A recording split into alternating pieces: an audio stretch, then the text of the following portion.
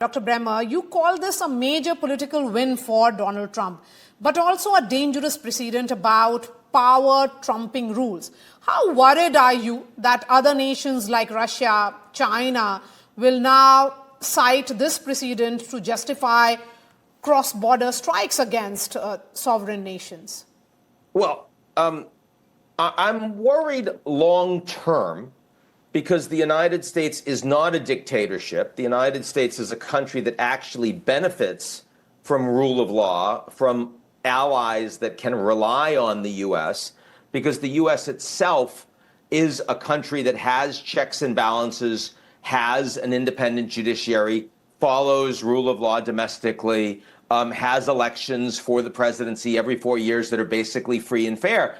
And so, you know, the fact that the United States is undoing an order that benefits countries like the U.S.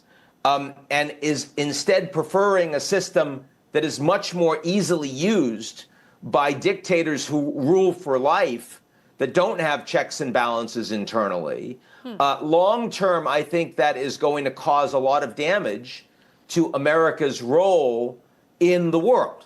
I think it is a short-term tactical win for Trump that long-term undermines America's position. But your specific question was about how Russia and China will respond in the near term. And in the near term, it's not like Russia's invasion of Ukraine occurred because they felt justified by the American behavior. They did it because they wanted to, and they thought they could, and they were wrong, because Russia's military has nowhere near the execution capacity that the Americans do.